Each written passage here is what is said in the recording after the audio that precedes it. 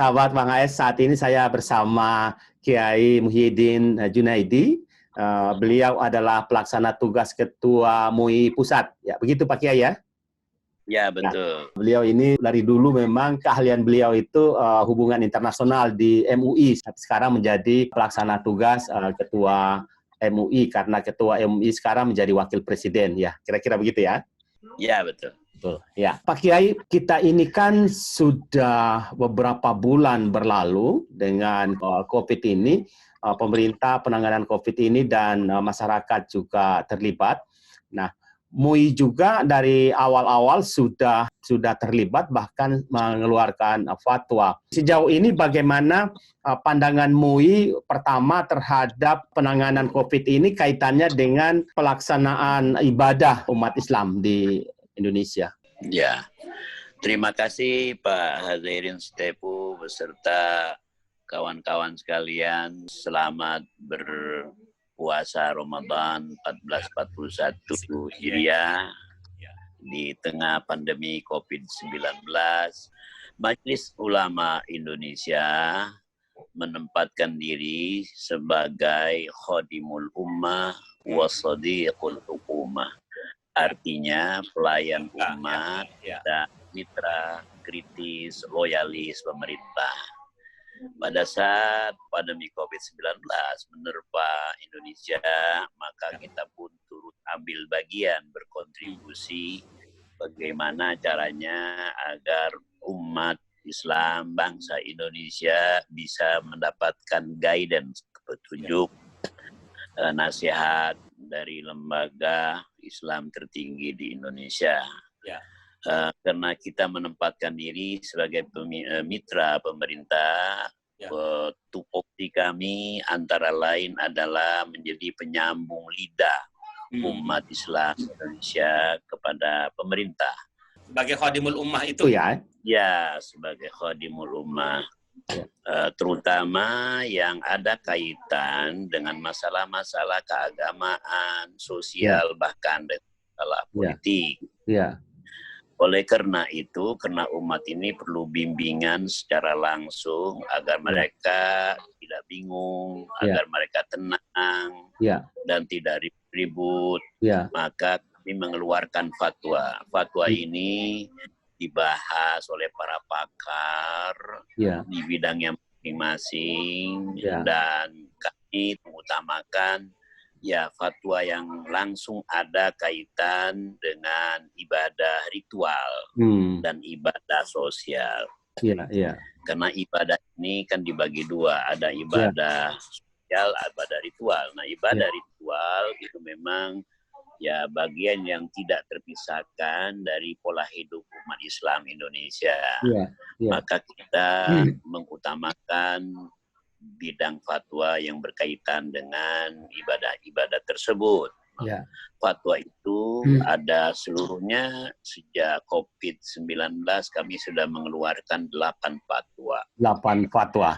Yang sangat komprehensif dan pertama ditunggu-tunggu oleh umat adalah fatwa nomor 14 2020, itu bagaimana beribadah di tengah pandemi COVID-19 tahun 2020.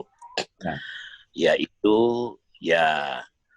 apakah masjid itu kita tutup total, apakah sekolah kita tutup total, apakah kita harus mengurung diri di rumah dan lain sebagainya.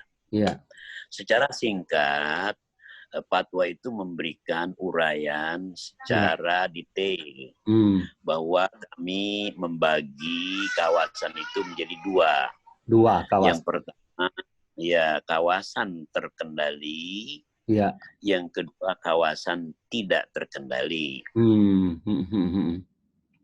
Jadi kawasan terkendali adalah kawasan di mana tidak ada lagi yang namanya ODP, PDP, apalagi masyarakat atau warga yang terkena pandemi positif, terpapar.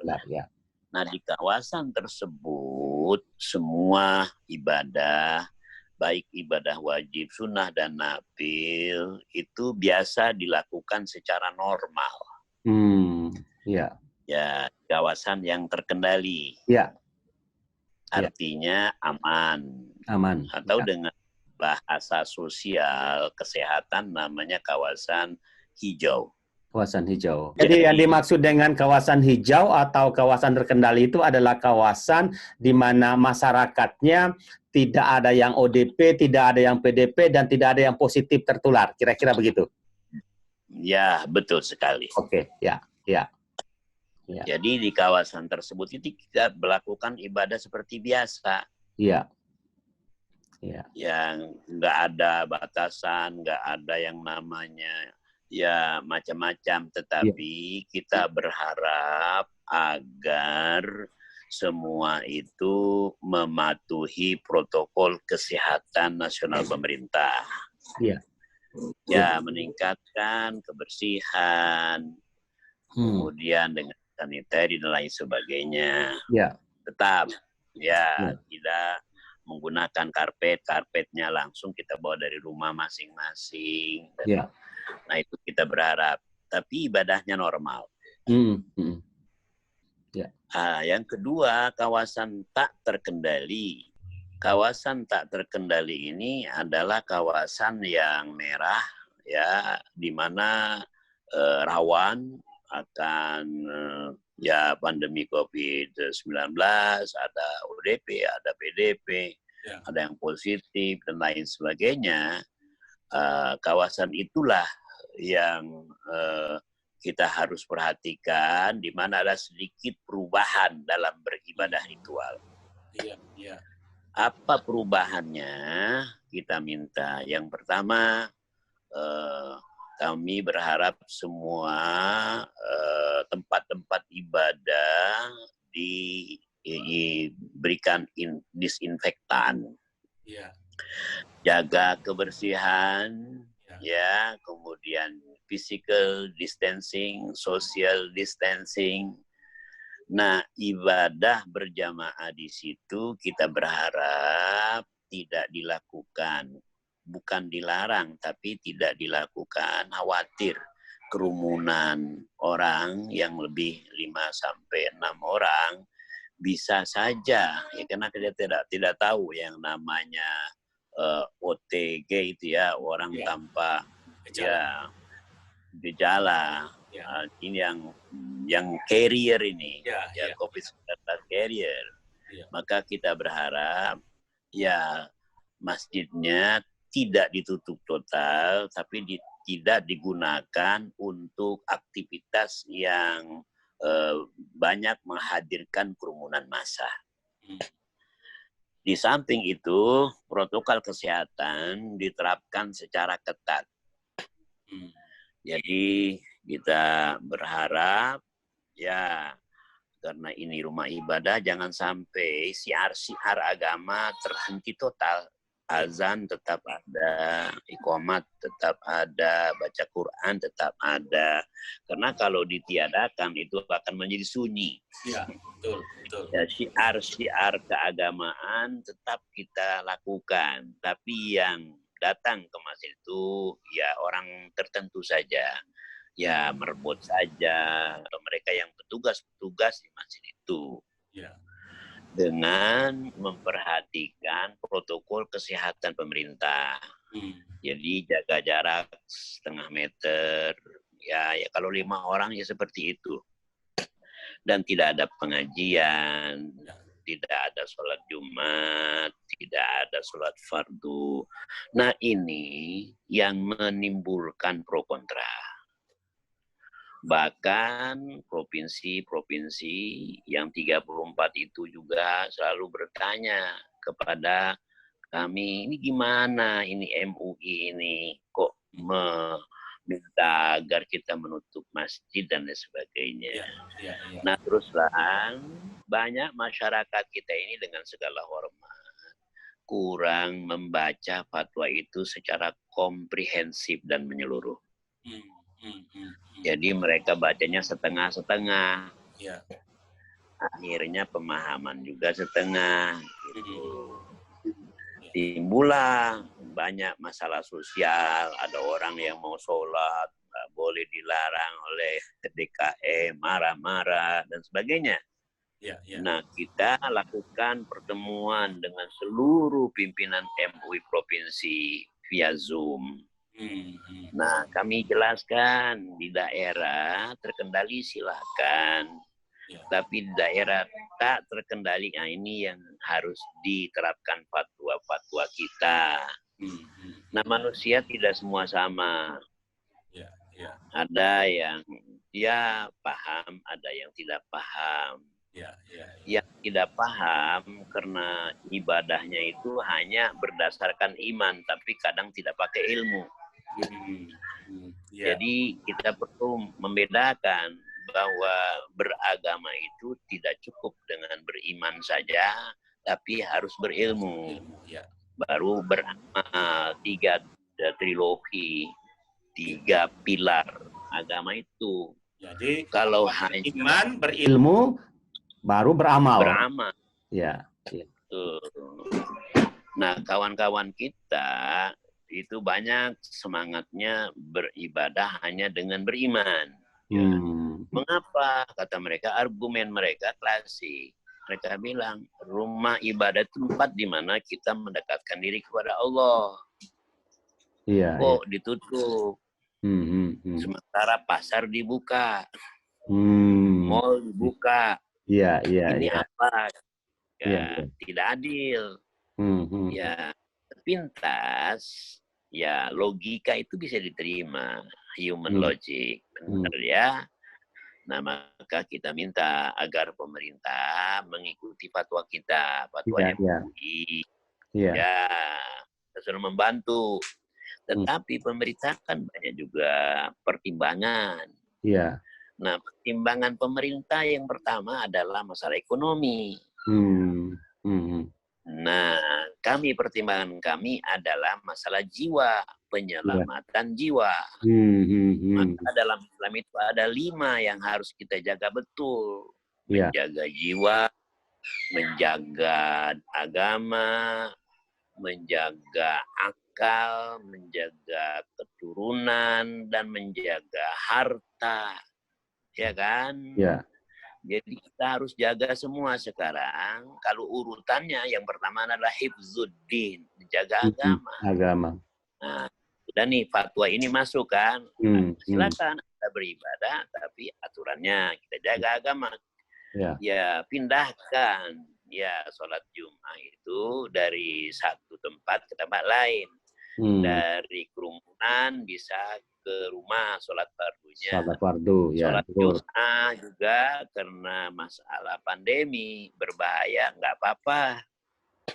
Ya, tapi kita umat Islam ini secara psikologis kalau 3 kali, 4 kali nggak sholat Jumat, kayaknya ada sesuatu yang hilang. Iya. Jangan kelamaan jadi nggak mau sholat ini Pak Zerin. Iya, betul. Saya ini juga kadang-kadang sampai lupa ini hari apa. Apakah ini hari Jumat? Nah, sekarang ini hari Minggu juga saya sudah nggak tahu apakah ini hari Minggu. Yang tahunya kan kita janjian kemarin kan tanggal. Iya, betul. Ini. Kemarin saya hampir sampai jam 5 zooming, bayangkan mata sudah pegal. Aduh, subhanallah, ini bukan main-main ini. Kelihatan tenang, tapi ini banyak kali bekerja. Nah, kita kembali. Tadi mereka melihat di masjid MUI melalui fatwanya supaya melakukan langkah-langkah yang tadi itu. Ya, jadi tujuannya adalah untuk menjaga jiwa tadi itu kan ya. Betul. Kira-kira begitu ya. Tapi MUI sudah sedemikian itu dan mengikuti juga protokol yang dibuat oleh pemerintah, protokol COVID ini. Tetapi kan di luar pemerintah membolehkan transportasi, pasar buka, kemudian yang lain juga buka, dan sekarang ini kita lihat di jalan sudah mulai ramai, dan ini juga menimbulkan secara psikologi, ya masjid-masjid juga berteriak juga. Jadi begini Pak, perlu kami tegaskan dalam diskusi terakhir, ya, bahwa karena agama ini adalah tuntunan, bukan tontonan, maka Iya. kita harus jadikan sebagai landasan pijakan kita untuk Iya. beraktivitas. Iya. Melindungi agama, oke, satu sudah kita buat fatwa. Yang kedua, dalam maqasidus syariah, ya 5 hal yang harus kita jaga betul wajib adalah menjaga jiwa. Nah, pemerintah punya pertimbangan. Ya, kelihatannya pemerintah lebih mengutamakan menjaga harta. Baru jiwa. Sementara agama tuntunannya adalah menjaga jiwa, menyelamatkan jiwa. Iya. Kalau ada maling, seumpamanya datang ke rumah seseorang, memaksa orang itu menyerahkan harta dan asetnya, kendaraannya. Iya. Ya, daripada dia kehilangan nyawa, lebih baik dia serahkan itu. Ya. Kalau aset bisa dicari, kalau nyawa nggak ada tokonya kan? Iya, iya betul. Jadi kita serahkanlah aset, silakan Anda ambil. Nah sekarang pemerintah dengan PSBB kita kritisi. PSBB itu kan nomenklatur baru. Yang ada adalah darurat kesehatan. Darurat kesehatan apabila diterapkan butuh dana, butuh kompensasi bagi masyarakat yang terkena. Nah, pemerintah nggak punya duit. Akhirnya dicarilah solusinya PSBB. PSBB itu lebih cenderung kepada herd immunity. Herd immunity. Ya, disuruhlah masyarakat untuk memperkuat daya imunitas tubuh. Tapi bagaimana dia bisa memperkuat imunitas kalau makannya itu aja? Ya, terutama mereka yang level tertentu, level ke bawah. Nah, itu kan butuh dana. Makanya di Amerika, di negara-negara lain, mereka yang kena lockdown, ya dikasih dana. Nah, kita dikasih dana, BLT, salah sasaran. Ya, dananya keluar 2 bulan. Ya, setelah didata. Orang tuh kan makan tiap hari. Ya, apakah dia harus tidak makan selama 1,5 bulan? Dan dana yang mereka terima juga sedikit. Ya, cukup. Nah, ini yang menjadi bahan perbedaan, sumber perbedaan. Nah, seandainya pemerintah bisa melakukan darurat kesehatan, ya memang butuh kompensasinya, konsekuensinya harus terjamin. Pemerintah nggak punya uang. Nah, MUI bukan tidak setuju dengan pemerintah. MUI tahu dan memahami posisi. MUI hanya bisa mengimbau. Dia bukan DPR. Ya. MUI mengimbau, maka pada saat ada semacam pelonggaran yang dibuat oleh BNPB, ya kami tanya ini kenapa? Ya, kalau ada antrian di maksudnya bandara, gugus tugas tadi, maksudnya oleh gugus tugas maksudnya, ya? Ya. Betul, ya. Kami tanyakan. Nah, itu kami tanyakan gimana? Ya jawabannya standar lah. Dia juga kaget, dia minta perbaikan. Nampaknya tidak ada koordinasi yang baik. Ya, antara BNPB, Kementerian Perhubungan, dan mungkin mereka yang kawan-kawan kita, pimpinan yang ada di airport, itu tidak koordinasi, sehingga jalan sendiri-sendiri. Iya, betul. Jadi ini juga yang menjadi penilaian banyak orang dan banyak pihak bahwa dalam penanganan COVID-19 ini koordinasi yang tidak berjalan dengan baik, sehingga kementerian-kementerian atau lembaga-lembaga jalan dengan cara mereka, dengan kebijakan mereka sendiri-sendiri. Presiden juga dengan jalan sendiri, sehingga apa yang disampaikan Presiden itu tidak terstruktur satu komando sampai ke bawah.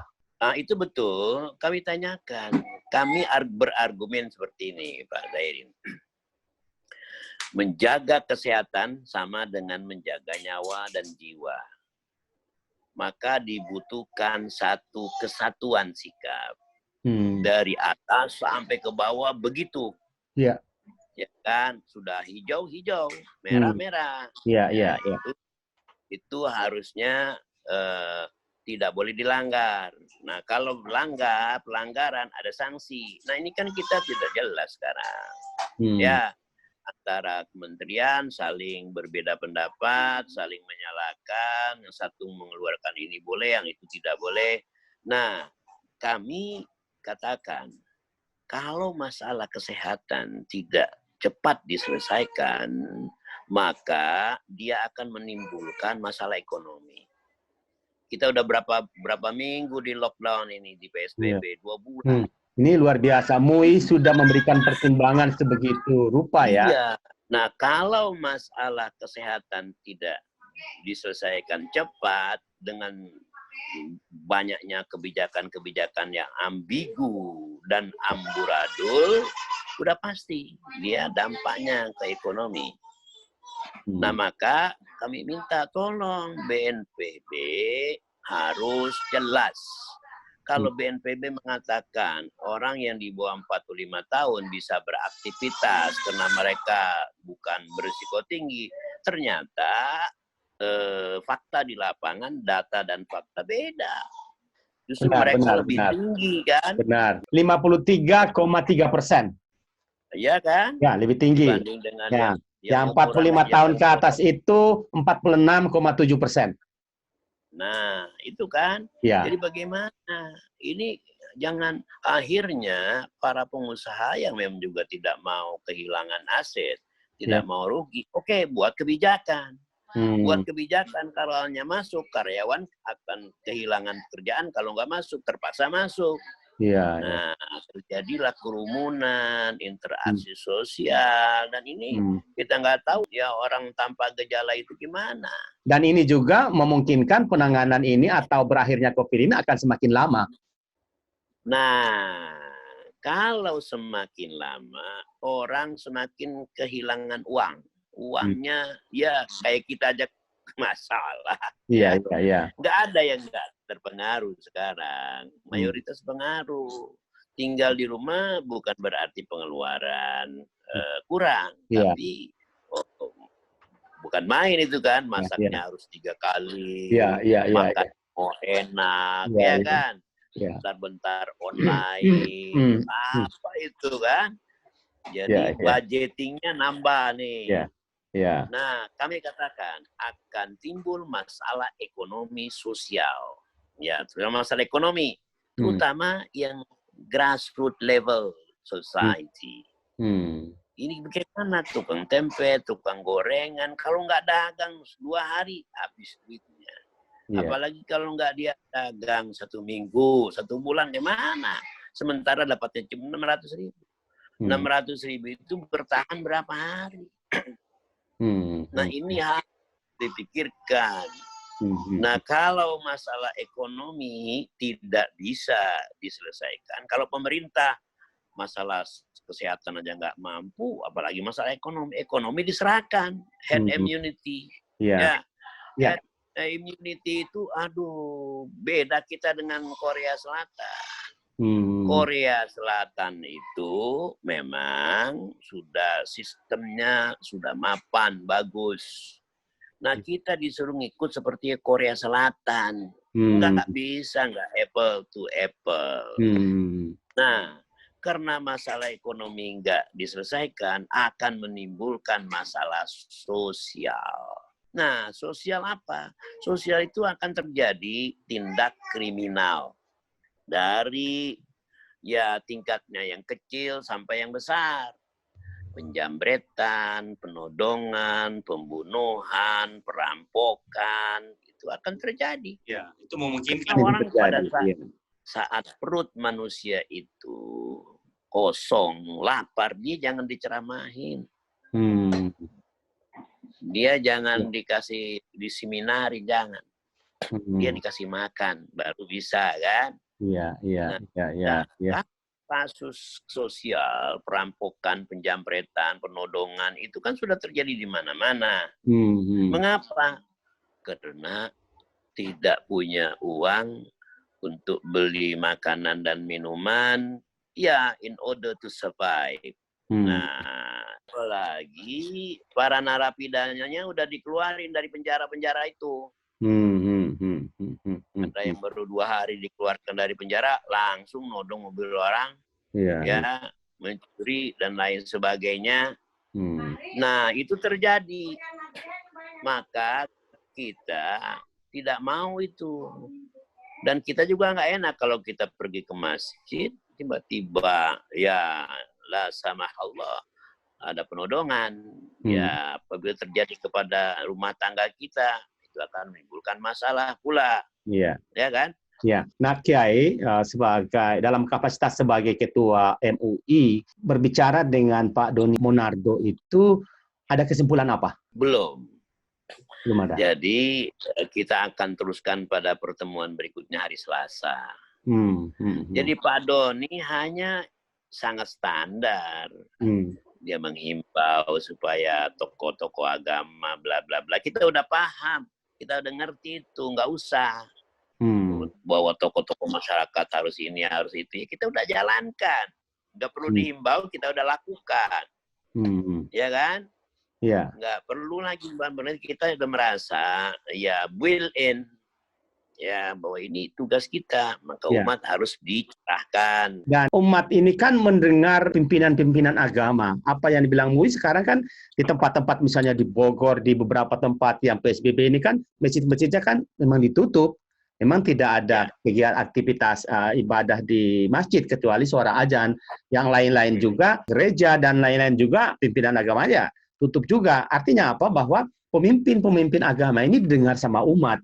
Nah, tapi kalau misalnya ada kebijakan yang seperti itu, ini menimbulkan kontradiksi masalah di bawah ini. Ya, kami itu yang menjadi bulan-bulanan. Ya.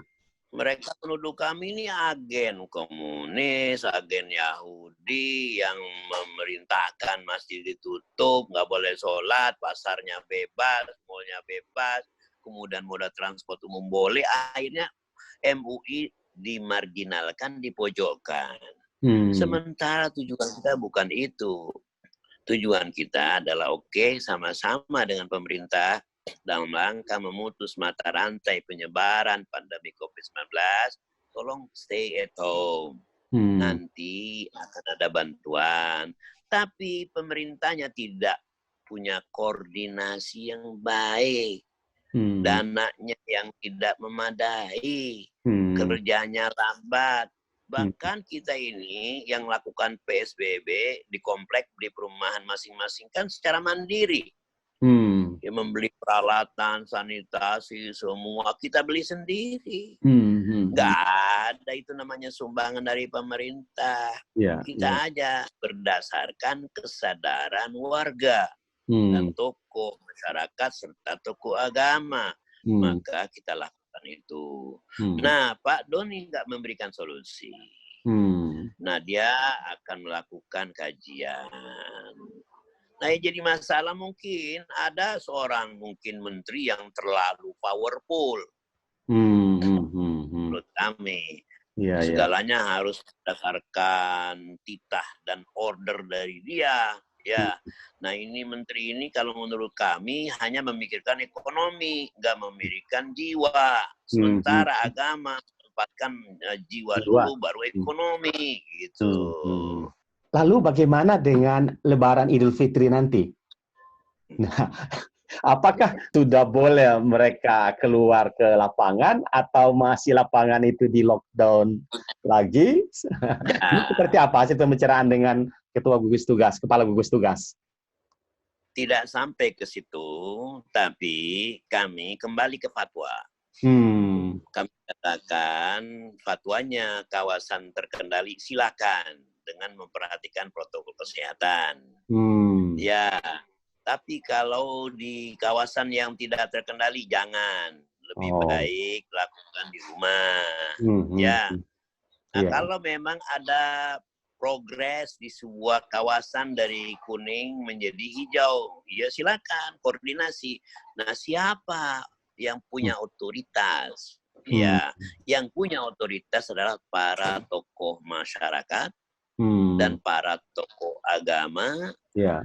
Kerjasama dengan RT, RW, dan kelurahan setempat. MUI nanti ini akan mendapatkan banyak pertanyaan dan banyak, kalau mau dibilang protes, saya tidak tahu kalimatnya seperti apa, dari para pemuka-pemuka agama. Ya, sekarang ini kan sudah dibicarakan, ya kita sholatnya di mana, Idul Fitrinya di mana, bagaimana, apakah kita masih tetap di rumah saja, atau ini sudah terlalu lama di rumah.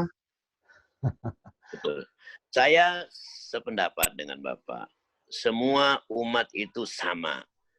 Ada kerinduan bagi kita secara psikologi untuk pergi ke rumah ibadah. Karena itu bagian yang tidak terpisahkan. Manusia makhluk sosial. Pada saat tidak bersosial, maka sifat kemanusiaannya akan tercabut dari manusia itu sendiri. Di masjid kita tunjukkan kita bersosial. Nah, sehingga kalau tidak ke masjid 1 minggu, rasanya something is missing. Sesuatu ada yang hilang. Maka MUI mengeluarkan fatwa terbarunya itu berkaitan dengan sholat Id di era pandemi COVID-19. Fatwa nomor berapa tuh? Fatwa nomor 28 dan nomor 26. 28. Jadi kami berikan guidance di situ. Apabila di kawasan tak terkendali, dipersilakan ya sholat Id dengan keluarga di rumah. Nah, kita sudah berikan petunjuk dan panduan. Sholat itu kan sunnah. Sunnah. Sementara menjaga jiwa, menjaga nyawa itu wajib. Apakah mau mendahulukan yang sunnah atau mendahulukan yang wajib? Itu argumentasi teologis agar mereka paham. Karena yang namanya sholat ini kan beda. Jadi orang yang nggak sholat 5 waktu 1 hari 1 malam, sholat Id. Tetap mereka ikut sholat Id. Karena itu sekali setahun, kan? Betul. Ya. Jadi saat dia itu sholat, ya kadang-kadang hanya 2 kali setahun ya pada saat sholat Id itu. Kalau memang aman wilayahnya, oleh karena itu para ketua DKM, para tokoh masyarakat, cobalah musyawarah. Wasyawirhum fil amri. Jadi musyawarah lah untuk menentukan bisa atau tidak sholat Idnya di lapangan.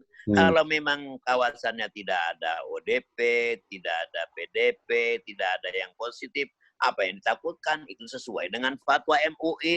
Iya kan? Ya, jangan katanya lalu. Nah, kalau tidak ada komunikasi, ya yang terputus atau komunikasi ini tidak bagus antara tokoh masyarakat, tokoh agama, dan pemerintahan setempat, itu jadi masalah. Nanti ada babinsanya datang, marah-marah, kemudian lurahnya memberikan laporan, oh ini ikut. Ya, kita duduk sama-sama. Tolong bagaimana ini kita selesaikan. Ya, betul. Kita khawatirkan begini. Ya jangan-jangan nanti ada DKM tertentu atau beberapa DKM yang melaksanakan sholat Id di lapangan, ya maksudnya di daerah-daerah yang belum hijau, dan pada saat itu aparat keamanan tidak mengizinkan, akan terjadi masalah sosial pada saat itu. Ya, bukan mustahil itu, pasti itu terjadi. Nah, kalau sudah masing-masing emosi, akan terjadi konflik fisik.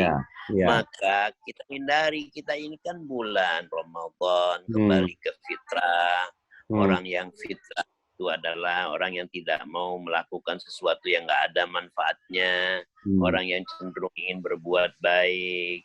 Orang yang cenderung itu memaafkan, saling kasih sayang, saling membantu. Itulah yang kita bangun saat kita berada di bulan Ramadan. Kok tiba-tiba kita mengakhiri Ramadan, ada gesekan-gesekan fisik antara masyarakat dan pemerintah setempat itu akan menimbulkan luka. Dan luka itu nggak mudah bisa dihilangkan. Solusi terbaik para ketua DKM, tolonglah bicara rapat dengan para lurah-lurah, ini begini. Mungkin ini kawasan yang dulu kuning sudah menjadi hijau karena disinyalir sudah tidak ada lagi yang sakit.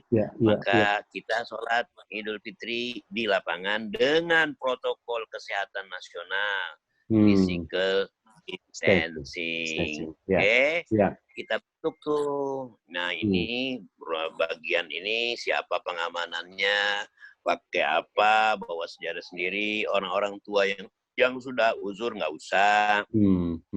Dan ibu-ibu juga yang sudah uzur jangan. Ya kita utamakan mereka yang sehat. Yang sehat, ODP, PDP yang positif dilarang. Diharamkan mereka. Kiai, apakah nanti pertemuan dengan Pak Doni Monardo, Kepala Gugus Tugas pada hari Selasa, juga akan membicarakan masalah Idul Fitri ini, atau MUI masih tetap pada fatwa tentang melaksanakan sholat Id itu? Fatwa tidak boleh dicabut. Karena fatwa adalah keputusan yang berlandaskan agama, sifatnya adalah pedoman serta petunjuk. Itu hasil dari diskusi, pembahasan, olah pikir, dan perdebatan panjang tidak boleh dicabut. Karena itu kesepakatan, namanya joint agreement, ya, dari aspek keagamaan. Nanti kalau password bisa dicabut, gawat itu. Jadi lebih pikir yang lain. Nah, MUI hanya minta kepada para tokoh masyarakat atau agama, tolonglah kedepankan dialog dan musyawarah. Nah, mengapa? Itu yang lebih bagus menyelesaikan masalah dan kemungkinan sesuatu yang terjadi apabila diterapkan. Ya, kepada Pak Ketua BNPB kami akan sampaikan, Bapak, kalau kami sudah komit menjaga jiwa dan nyawa umat, Bapak juga harus seperti itu. Sekarang ini di Indonesia, kan ada persyaratan, harus ada surat dari ini, itu, dan lain sebagainya. Di Indonesia segalanya bisa dibikin. Ya, rekomendasi ini, itu, dan lain sebagainya bisa dilakukan. Ya, dengan mudah. Ya kita tidak bisa jamin. Beda dengan negara-negara yang disiplinnya tinggi. Jadi berharap sekali kepada masyarakat agar ya mengutamakan nyawa dan jiwa daripada harta, daripada sekedar ingin melepaskan rasa rindu. Silaturahim saat ini tidak harus melalui fisik. Cukup dengan teleponan, cukup dengan video call seperti sekarang, gimana keadaan. Nanti kalau kondisinya sudah membaik, baru kita datang. Sehingga tidak lagi untuk memaksakan diri. Kalau kita paksakan, justru dampaknya akan lebih berbahaya. Ini luar biasa. MUI sudah sebegini rupa ya kepada umat. Ya, dan ya kita berharap pemerintah juga bisa melihat, bisa mendengar, bisa merasakan apa yang dilakukan oleh MUI ini. Karena DKM dan seterusnya itu kan sangat dengar sekali kepada fatwa MUI itu. Dan kita tidak berharap apa yang dilakukan pemerintah saat ini dengan transportasi yang sudah boleh sekarang, orang sekarang sudah ramai, sekarang di pasar-pasar sudah ramai, itu juga menjadi masalah pada saat Idul Fitri nanti. Kadang masyarakat membanding-bandingkan, kok di sana dibolehkan, tapi yang ini kenapa nggak dibolehkan. Ya, ini kita berharap itu tidak terjadi. Ya, jadi sekali lagi ini memang peran media sangat penting. Cetak dan elektronik menyampaikan pesan-pesan moral yang ikhlas, sehingga sampai ke publik dan dipahami dengan baik. Yang kedua, kepada para penegak hukum, kepolisian, TNI, berpikir ini menerapkan undang-undang, peraturan boleh, tapi kita juga melihat kiri kanan. Yang ketiga, karena kawan saudara-saudara kita yang Ya. terpapar secara ekonomi akibat pandemi COVID-19 ini perlu dibantu. Ya. Dengan demikian, maka mereka tidak lagi terpuruk dan semakin menderita akibat kebijakan-kebijakan yang nggak jelas. Apapun kebijakan pemerintah itu, ya silahkan. Tapi namanya kesetia kawanan itu harus tetap kita bangun. Jangan sampai tetangga kita ada yang mati karena kelaparan. Nah, cerita miris ini banyak, Pak Hadirin, di kampung sana. Di kampung-kampung mereka biasa saja, tapi karena mereka dulu biasa bekerja, suaminya udah di PHK, udah 2 bulan, nggak ada pekerjaan. Susah untuk beras saja sekarang ini. Maka mereka makannya hanya dengan nasi dan garam. Ada ya pepatah di kalangan mereka, ya kami ini mati bukan karena COVID-19, tapi mati karena terpapar akibat kemiskinan. Nah seperti itu, gitu.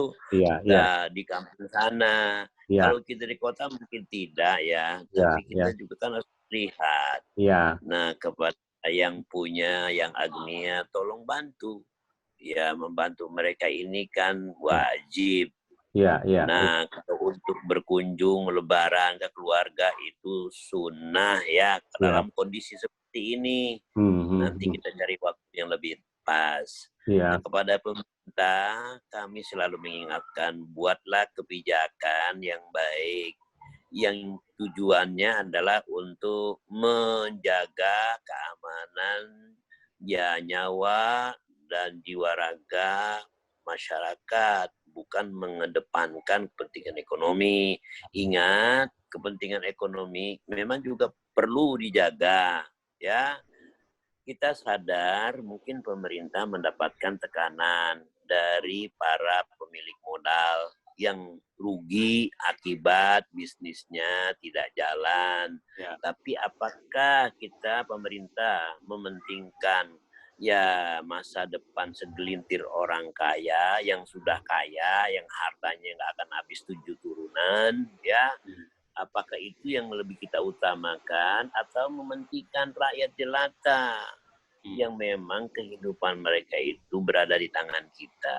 Jadi berpikirlah ini kawan-kawan pemerintah di DPR, di MPR, di pemerintahan, di eksekutif, tolonglah tanya hati nurani, ya. Kalau kebijakan itu bagus, insya Allah hasilnya bagus. Tapi kalau kebijakan yang ambigu, yang kontradiktif, yang saling bertentangan, saya khawatir pandemi COVID-19 ini agak lama. Dia akan terus berada di negara kita dan akan menimbulkan problem baru. Baik, Pak Kiai, pelaksana tugas Ketua MUI Pusat, dan semoga apa yang disampaikan Pak Kiai dalam kapasitas sebagai Ketua MUI ini juga menjadi panduan ya bagi umat Islam di Indonesia, terutama dalam menghadapi Idul Fitri yang sebentar lagi akan datang. Terima kasih Pak Kiai. Syukran. Ya, sama-sama.